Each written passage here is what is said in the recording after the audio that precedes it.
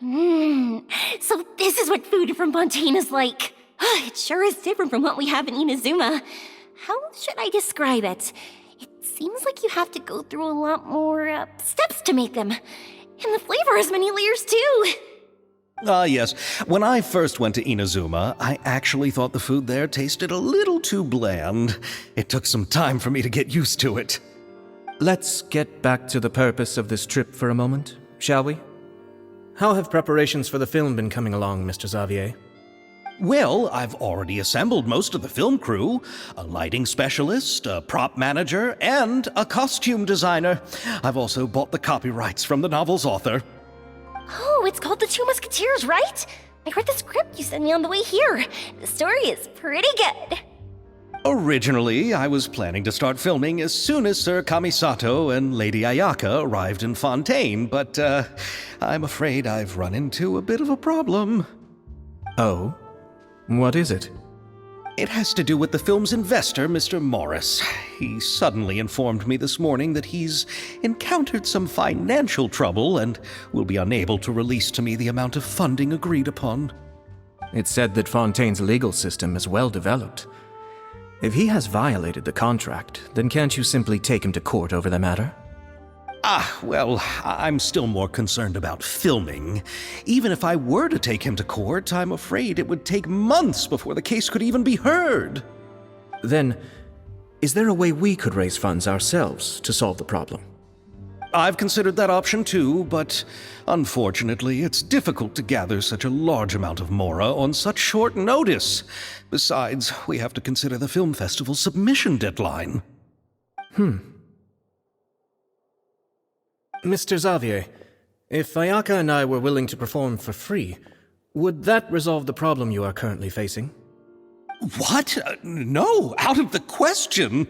To have you come all this way just to act for free? Oh, no, that won't do. There's no need to worry, Mr. Xavier. My brother and I had actually intended to work for free after receiving your invitation. Inazuma has only recently reopened its borders, and needs to strengthen its relations and cultural ties with other nations. We didn't have many collaboration projects with Fontaine in the past, so we hoped this trip would serve as a good start for the future. Indeed. You could say that's the real reason why the Yashiro Commission agreed to come to Fontaine. I understand, but having you two act for free just doesn't seem right. Not at all. While we're officially here to conduct a cultural survey of sorts, we must express our sincerity if we want to establish formal cultural ties with your nation. This film will serve as proof of friendly cooperation and cultural exchange between Inazuma and Fontaine. It's my hope that the film can be finished and released as smoothly as possible. If you still don't feel comfortable with this arrangement, I would also be more than happy to be introduced to some other renowned individuals in Fontaine's literary and artistic circles. All right, I'll do as you say. Thank you so much. I'll make sure to cobble together enough mora now, even if it means selling my house, my camera, and every single family heirloom. Come on now, no need to go that far. I'll also help you out as a brand sponsor.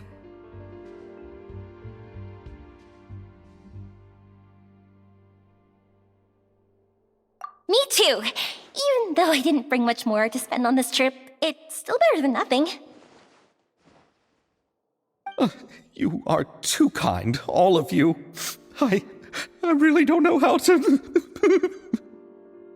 Ew. Alright, enough about that. Now that we have Xavier's savings, my support, and 2 leads who are willing to act for free, I think we will be able to make this happen. So, instead of Mora, you'll help with filming and production. Oh, but how can we help with that? We don't know much about making a film. Alright, pull yourself together, Xavier. Tell us if there are still any open positions left among the crew. All right. Let me think. We still need a camera operator, a clapper loader, and someone to manage logistics. I originally wanted to personally serve as director, but I've been too busy working as the producer. So the positions of director and director's assistant will also need to be filled. Paimon knows what the director and the logistics support person do, but what's a clapper loader? The clapper loader is responsible for using the clapper board to record and organize the information of each shot when the camera operator begins shooting. The work requires both patience and careful attention to detail. A clapper board? Oh, you mean the thing they hold that goes clap whenever they start filming? Yes, that's right. Are you interested in that job? For sure! Paimon's always wanted to try that! Alright, then you'll be our clapper loader.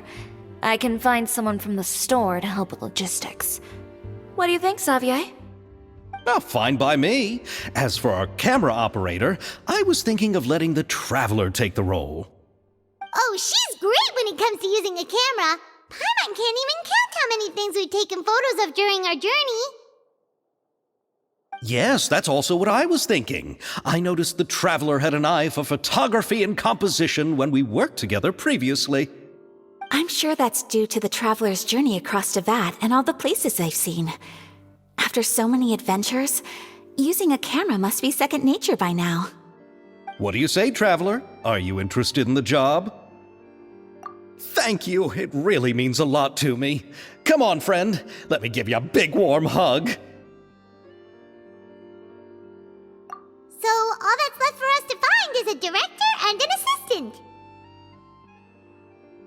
Oh, me! I want to be the director's assistant. All we need to do is help the director, right? I can handle that. All right, then all we need is a director. Oh, all the well-known directors in Fontaine are probably also busy working on their own films these days. I'm not sure who will have time to help. Oh, Farina helped out a theater troupe recently by serving as an artistic consultant. She could be a good director, right? Besides, it's not like she has anything else to do right now. Farina? Do you really think Lady Farina would be willing to help us with our humble project?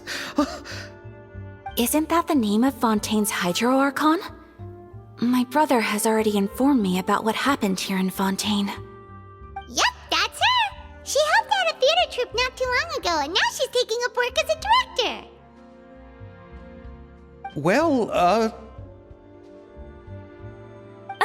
I saw that musical. Her performance was perfect, and the storyboards were also excellent.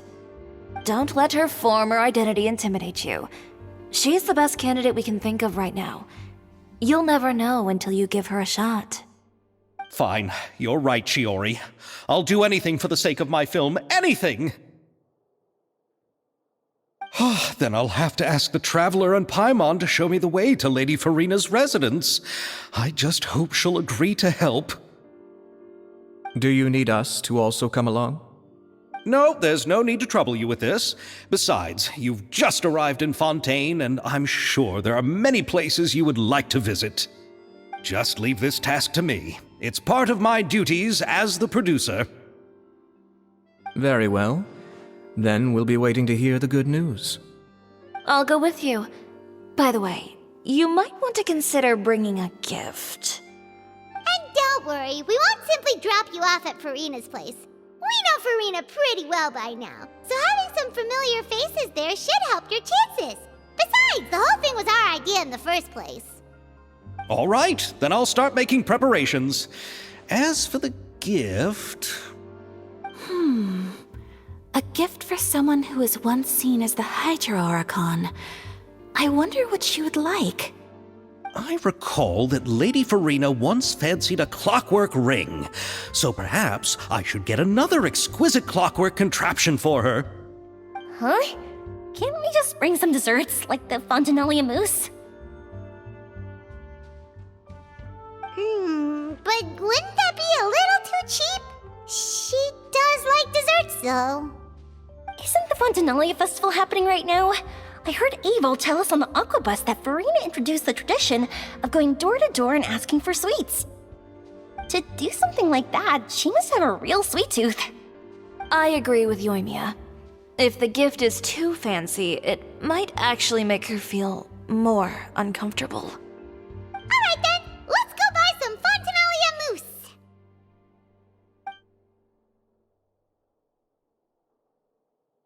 But will that really be enough? We'll be asking her to do a lot of work, you know. You're right. We need to further sweeten the deal. Huh? You want something even sweeter than Fontinalia mousse? Yes, we'll need a gift that's sweeter than any dessert in the world. But what could that be? Your words of praise.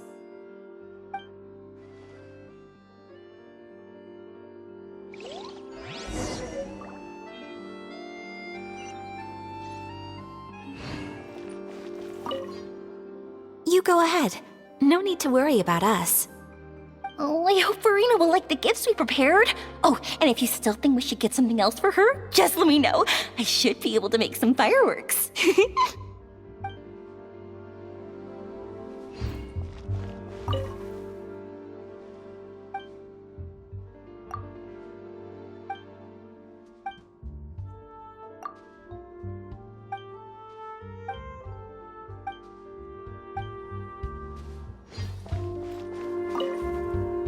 Looking forward to the good news.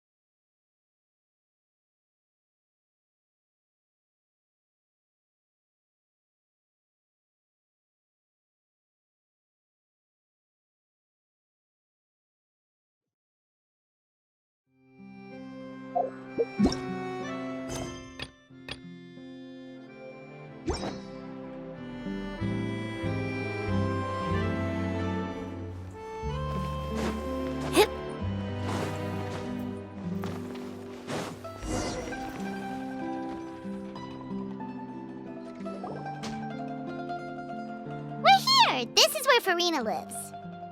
Okay, I'll go knock on the door.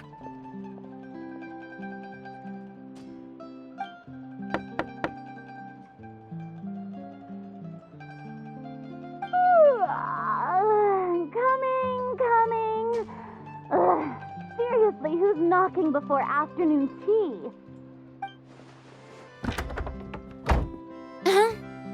Who are you? Lady Farina, please allow me to introduce myself. I am Xavier, a film director. Hello. Oh, is that the traveler in Paimon I see behind you? And who's this? I'm Chiori. Ah, the one from Chioria Boutique. Hello. So, what are you all doing here? Do you need something? Did you just get up, Farina? It's already past noon, you know. Huh? Paimon means the weather is so nice in the afternoon and the sun is so warm. Just like how you make us feel. Sleeping in late is a really smart idea. No. I was just up late last night reading some novels. What does sleeping in have to do with the weather?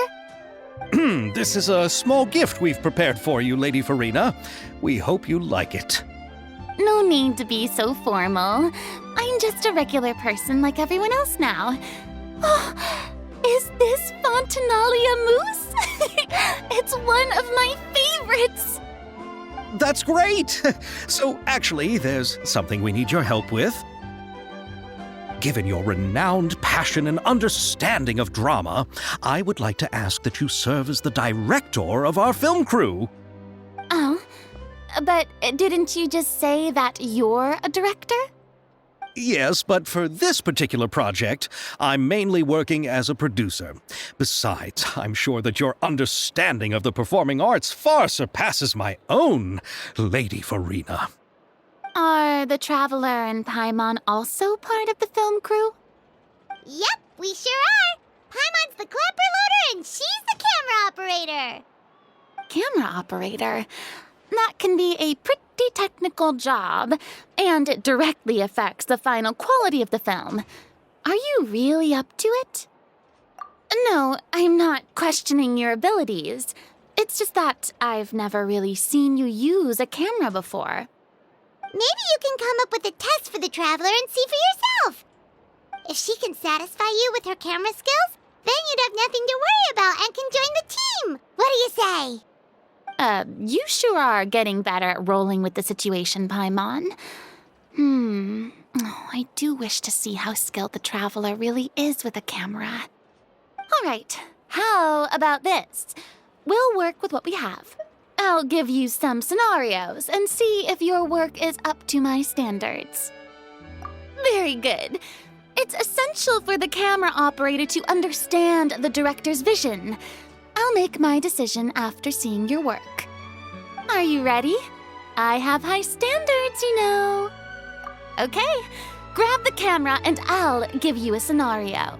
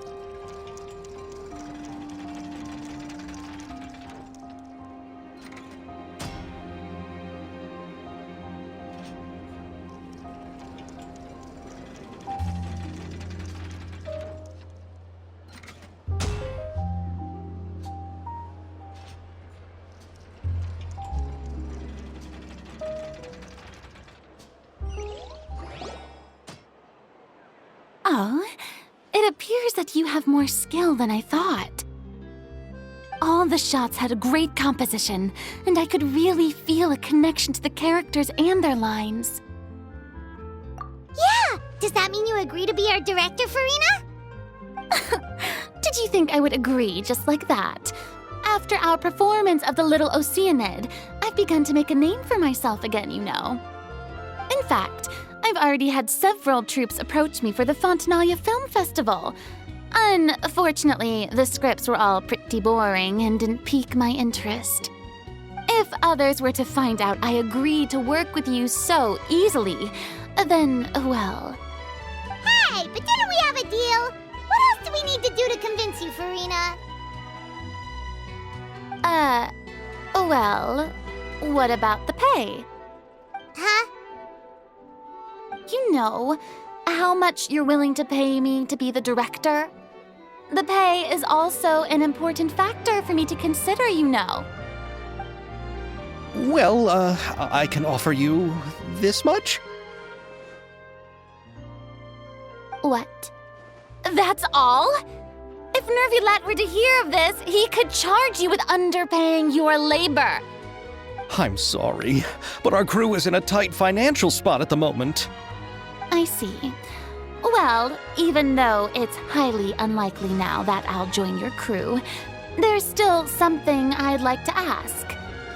Exactly what film are you planning to make? Oh, our script is an adaptation of The Two Musketeers. Huh? Wait, you mean the suspense thriller novel that was a #1 bestseller? Oh, so Farina's read it too. Of course I read it. I've always had a keen interest in artistic works that strike a chord with the populace. I see. It all makes sense now. You must have used most of the budget to pay for the copyright. Not really. The novel's author transferred the copyright to me practically for free once he heard that I wanted to make a film adaptation of the story. The lack of budget is due to another issue. He probably just wants to get his name out there. So, Mora isn't the most important thing to him right now. It reminds me of a delivery courier who wears one of my designs while traveling all across Teyvat. I didn't charge her much for the outfit either. The exposure she provides for my brand is well worth it. So, are you a big fan of this story, Farina? Well, it's all right. The pacing of the story is good, but the character relationships could use some work. When I was reading it before, I always felt like some things were left on a rather unsatisfactory note. I have high standards, you know. Ahem, Mr. Xavier, if, hypothetically speaking, I agree to be the director, how much freedom would I have in terms of script revisions and creative interpretation? Oh, as much freedom as you would need. I wouldn't dare doubt the tastes of Fontaine's greatest star. Good. Then I'm free to alter the script as I see fit? Absolutely, no problem.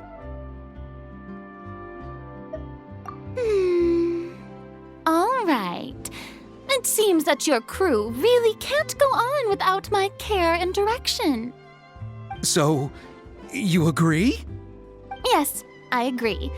Although the pay is well below what someone of my caliber deserves, a great script calls for a great director. I mustn't let a perfectly good story be ruined due to lack of funds. If you have fine cheese and bread, you wouldn't just let it sit on the counter and get moldy just because you lack an oven, right? Oh, Hydro Archon above! I'm not dreaming, am I? Somebody pinch me. There's no more Hydro Archon, you know. And it's still a little early to celebrate. There's a lot that goes into shooting a film. Although the trickiest tasks of finalizing the script and casting the actors have already been taken care of, we'll still need to reserve filming locations. Not to say set up lighting and props. And by the way, since we'll be filming The Two Musketeers, we'll need to find an action choreographer. Ideally, a professional who has actual experience with muskets. Yes, I've thought about this as well. I was hoping that you might know someone who could handle the job. Me? If this was before, I could have simply asked Glorand. But it's already been some time since I last talked to her. Navia can also use firearms, but unfortunately, her style is quite different from that of the characters in the story. Could we ask the Special Security and Surveillance Patrol?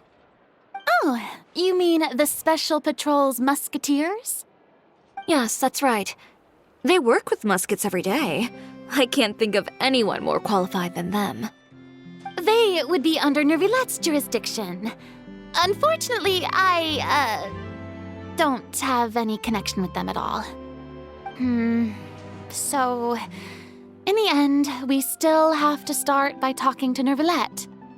No need to go to all that trouble. I know their Captain Chevres. Oh, you do?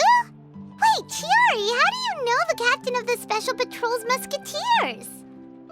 No particular reason. Running a business means dealing with some trouble from time to time, and she's helped me out on a few occasions. In return, I've helped her handle a few situations in which the Special Patrol couldn't get involved directly. So, we've gotten to know each other over time. So you're saying there's been times when the Special Patrol needed a fashion designer to handle a situation? Your work is becoming more and more mysterious. It'd be best to keep it that way. Anyway, enough about that. What do you all think about asking the captain to be our musket action choreographer? She sounds professional enough. She is a captain after all. I have no objections. But I imagine the Special Security and Surveillance Patrol must be busy with their duties. Do you think she'd really have time to help with shooting a film? And then there's the issue of pay. Well, it just so happens that she's also not the kind of person that's just after Mora. As for whether she has time, I'll have to go and ask her first. Then I'll leave that to you. Macaroni's on sale today, so I've got to go. You can just tell me how things went when we discuss tomorrow's plan later. No problem. Having Farina join feels like a big boost to our team! Of course. Just wait until the day of our premiere. You'll witness the true power of my name in these lands. You'll be so glad I agreed to help. I can guarantee that even the standing tickets will be sold out. I'll be sure to ask some people I know to see if they'd be willing to act as extras. Seems like you're finally getting more comfortable with your own reputation. I didn't ask for the Clapper Loader's commentary, Paimon. Then let's get going. I happen to know where Chevres is today. By the way, I'm curious. If my pay is so low, then what about our two lead actors? Didn't they travel here all the way from Inazuma? Actually, they told us that they see the trip as part of a cultural exchange, so they didn't ask for any pay. What? So is every person in Tevat who doesn't want money gathered here to shoot this film? Don't tell me Chiori isn't being paid either. I already knew Xavier from before, and he's also agreed to give my brand some good exposure. It seems the gods have really smiled upon you, Xavier. And that certainly doesn't include me, mind you.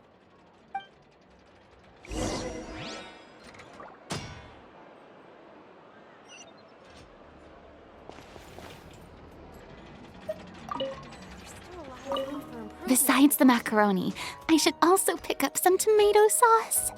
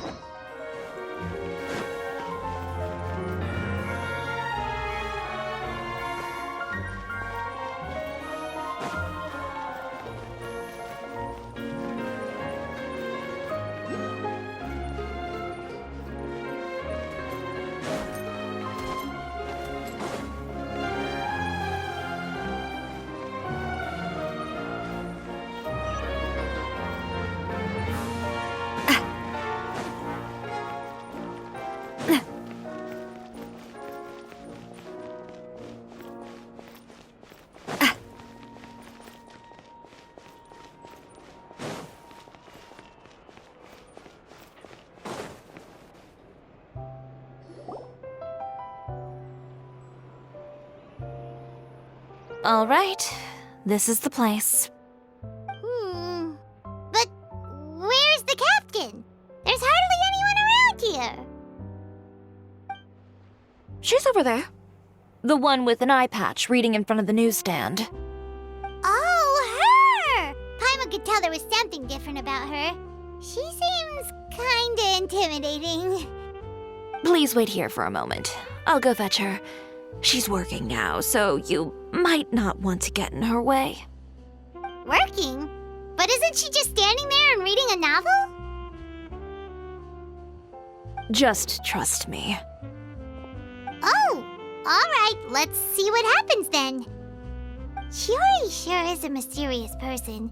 She claims just to be a fashion designer, but she knows all these powerful people.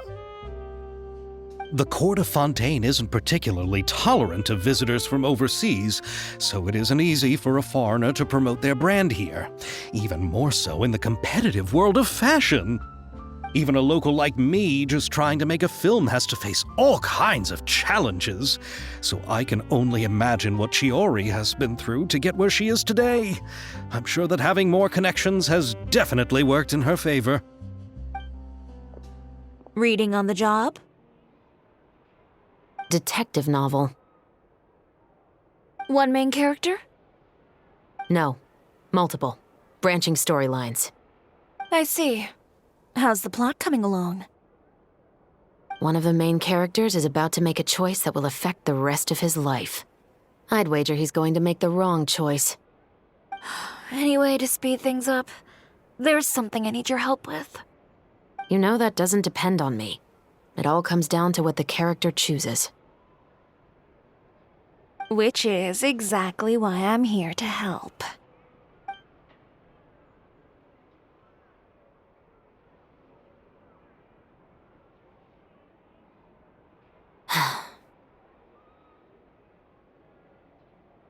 All right.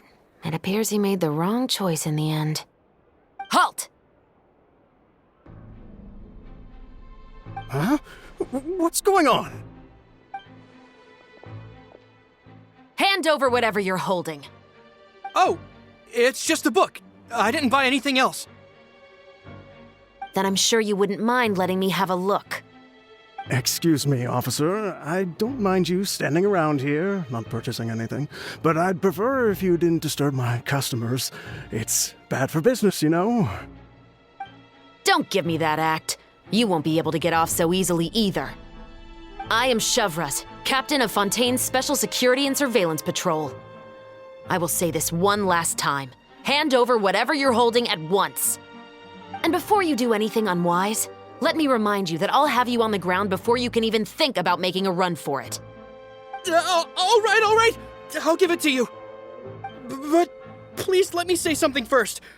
If there's any contraband in that book, then the shopkeeper here is the one who slipped it in. I don't have anything to do with this. Why, you trying to leave me on the hook, huh? You were the one who said you wanted it.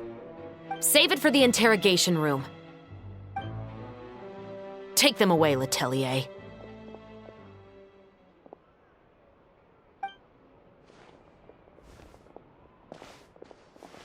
What's going on here? 1 second you're reading a book and the next you're escorting people away! And who are... Oh! Aren't you the traveler who's been all over the papers recently? Chiori, I'm assuming what you wanted to ask me about has to do with them, right? Maybe I can let you in on what's happening then. Now that Vacher has been brought to justice, no new shipments of synth will be made and distributed to sellers. The Fontaine guards have been busy collecting the remaining synths still circulating on the market. Thanks to a tip from our reliable source here, this should be the very last batch. Oh, so you were pretending to read a book in order to catch the bad guys! Oh, Paimon almost forgot to introduce ourselves. Paimon is Paimon, and this is the Traveler and Xavier! Hey, I'm Shavras. You probably already heard me introduce myself, so I won't bother repeating it. Yeah, why didn't you make a move as soon as you had the chance? Were you worried that my intel wasn't accurate? No, I wanted to see if the shopkeeper would turn himself in first. All he had to do was come up to me and say that he didn't know where the synth had come from. If he did that, then I wouldn't have had to press charges on him. He had the whole day to turn the synth over to Chevreuse. But instead, the moment I came up and blocked Chevreus's line of sight, he took the opportunity to sell it off. Yep, he made the wrong choice, even though the right choice was right there in front of him. But you knew they wouldn't make the right choice. Yeah, I knew. I was just hoping I'd be wrong for once. Enough about that, though. What did you want to ask me about? Oh, you see, it's like this.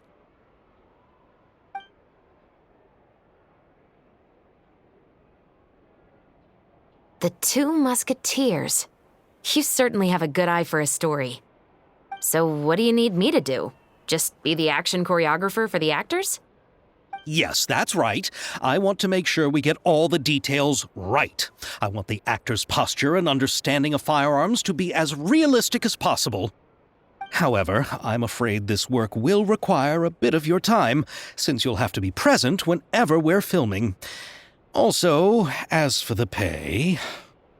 No need to say any more. I'll join. Huh? Just like that?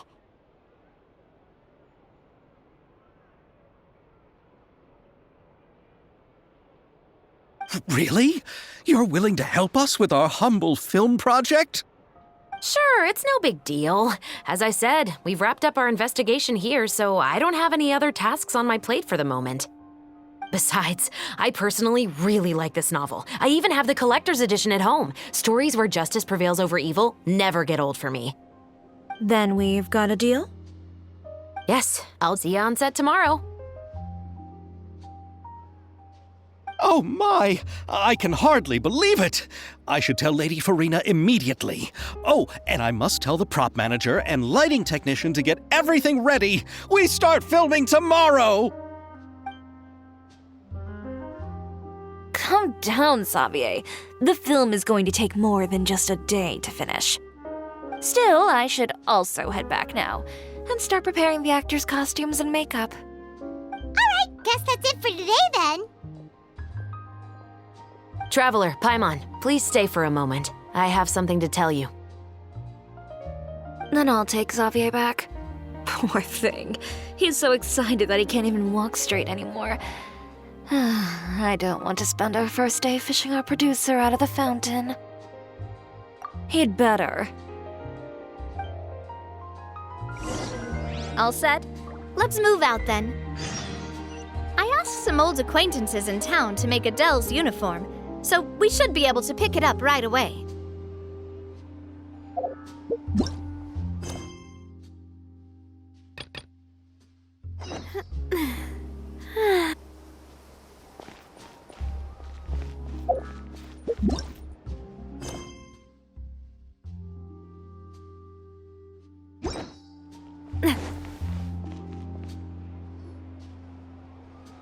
So what did you want to tell us, Chevreuse? Have you read The Two Musketeers? The story is about a pair of children born into the household of a baron and their struggle to survive together and take revenge for their mother. They were raised at the baron's estate, where their mother worked as a maid. The two were illegitimate children that the baron had with the maid, so they were never treated well by anyone. One day, upon returning home, they found their mother had been murdered and left dead on the floor. It was quite evident that the culprits were the other members of the baron's household, who never had any kind words to say to them. However, the baron was able to exert his influence and keep the whole thing under wraps. The mother's death was eventually deemed as a suicide, and there was no chance of bringing her murderers to justice. The two siblings decided to flee and someday avenge their mother. Many years later, members of the baron's family suddenly started turning up dead one after the other, all killed by gunshot. A rainbow rose was found on each of the victims' bodies, being the flower that the kid's mother liked best.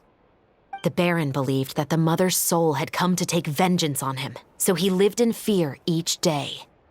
But it was actually those two siblings who had fled all those years ago. They relied on each other to survive and trained day and night, eventually becoming adept musketeers. They used all of their abilities to collect evidence and clues before executing their plan and exacting revenge on the Baron. Their actions let the truth behind their mother's death be known to all. That's quite an exhilarating story. Yep, the Baron got what he deserved for his evil deeds, and justice was able to prevail. It was just the kind of story I enjoy. Oh, so is that why you were so willing to join our crew, Chevraz? You could say it was one of the reasons. Oh, you mean there were other reasons too? I've read the reports about you. Whether it was at the trials or when you lent your hand to resolve our nation's crisis, you've shown that you've got a strong sense of justice, as well as a great mind for deductions.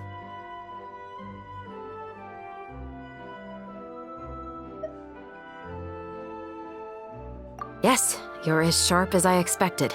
It seems you've experienced many similar situations before. There's been a recent murder case involving Muskets. The perpetrator's methods appear to be very similar to what is described in the novel. Huh? Really? But Paimon didn't see anything about that in today's papers. The Marechaussee Phantom hasn't yet released any information to the public because the investigation is currently at a standstill. The murderer is extremely cautious. A murder involving firearms? But not that many people use those in Fontaine, right? Impossible. We perform a routine inspection of our firearms and ammo reserves every day. If one of the weapons had been fired, it would stick out like a sore thumb. Besides, I trust the members of my platoon. However... Well, that's all I can disclose about the case today. Huh? What do you mean? I hope you all can go back and get some shut-eye. You can decide tomorrow whether or not you'd like to join the investigation with me. I'm aware this might not be the ideal time to add more to your plate, but the more capable people we have, the better the chances that justice will prevail. Carrying out investigations isn't actually supposed to be our responsibility. Our job is to apprehend the perpetrators. Finding them is really up to the Marechaussee Phantom.